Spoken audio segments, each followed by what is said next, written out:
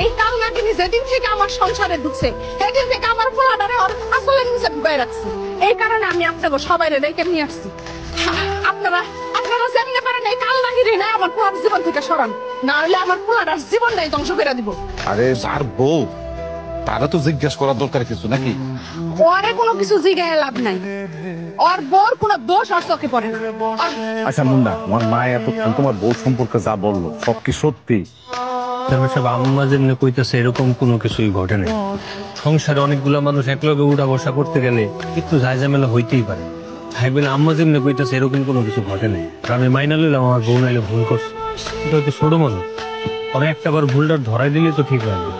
আমি আমি আমার পোলাটা কাজে পুত্র করবো, আপনি একটা ব্যবস্থা করে দেন, ওরা আমার সংসার থেকে আলাদা করে দেন, আমি ওর লগে খাবো না।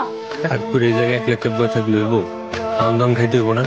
তুই আমার সামনে এসে কোন সাহসী? হ্যাঁ, তুই আমার পোলা না, আজকের পর থেকে আমি ভাইবা নিব আমার কোনো পোলা আসলেই না। গাল ফুলে বসে রইছ তুমি। আমি গালফুলার বইয়ের তোমায় কে কইছে?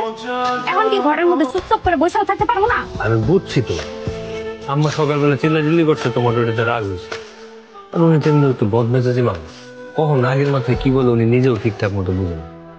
তোমার আর আমার সংসারটা এখন আলাদা, আমার সাথে তোমার আর এখন কোনো ঝামেলা হলো, তুমি ওগুলো বাদ দাও। সব সময় তো সবকিছু আমারই বাদ দিতে হইব। সে আমার পিছে লাগাটা বাদ দিতে পারলো না। পুরা গ্রামের মানুষের সামনে আমার নামে কতগুলো উল্টাপাল্টা কথা বললো, যে আমি মনে হয় এরকমই, আর এই জন্যে আমাকে দুইজনে সংসার থেকে আলাদা করে। আচ্ছা যা হয়েছে অনেকে বাদ দেয়, কয়েকটা দিন সময় যেতে দাও, দেখবা সময় মতো সবকিছু ঠিকঠাক হয়ে গেছে। এখন পর্যন্ত সকালে নাস্তে রান্ধো নাই, আমি তো বাজারের উদ্দেশ্যে বাইরে যাবো না। কে জানে তুমি এত সকালবেলা বাজারে যাইবা? এখন কইলাম তো তুমি তো ববো, আমি এখনই রান্না করে দিতেছি। একদিন হয়েছে বাড়ি থেকে বাইর করে দিছি, আর আজ প্রথম দিনে এখন বাজারে না যাইতেছে না খাইয়া।